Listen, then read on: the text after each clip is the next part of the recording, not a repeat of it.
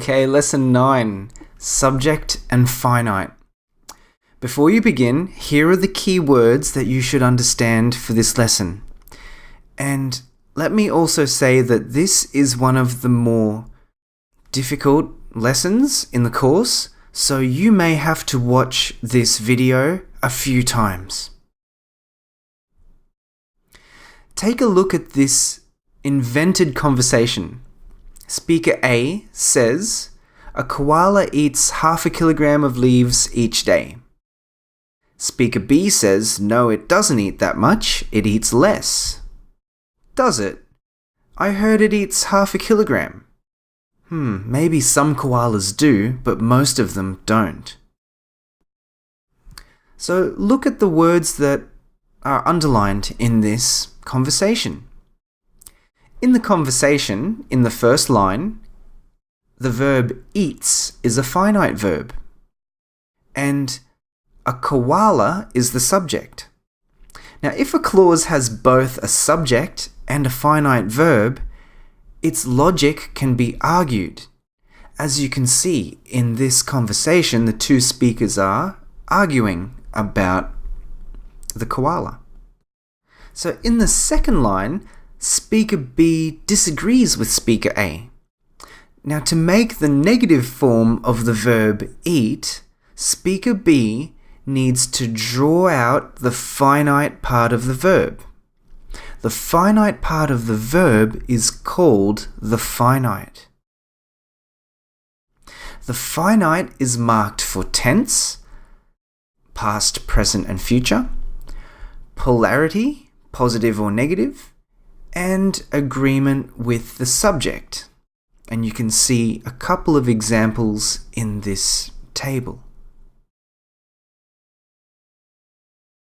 Finite verbal groups have two parts.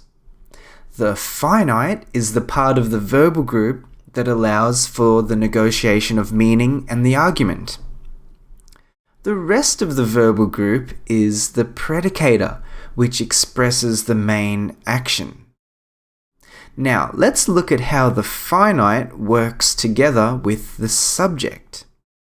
In this sentence, a koala eats half a kilogram of leaves each day. The verb eats is fixed to the subject, a koala, and it also expresses the present tense and positive polarity. Therefore, the verb eats is the finite. A finite verbal group also needs a predicator. The predicator is the main action that the verbal group expresses. In this sentence, the predicator is also the word eats. Now, in many cases, such as this one, the finite and the predicator are the same verb. But what if I change the sentence to negative polarity? What happens then? Here, the predicator is eat, but the finite is doesn't, because doesn't expresses the present tense and negative polarity. It is also the part of the verbal group that agrees with the subject.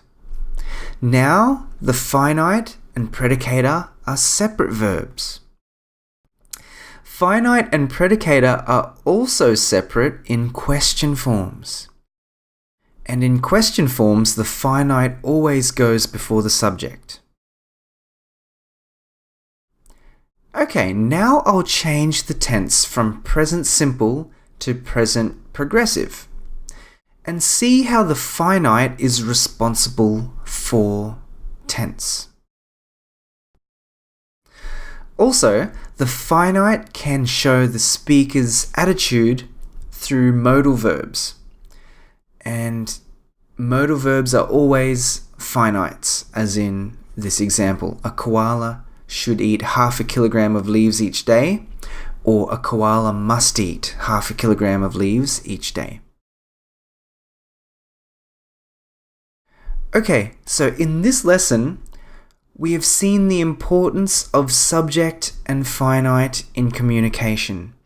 And yes, it's quite a complex lesson, and I do encourage you to go and have another look at this video.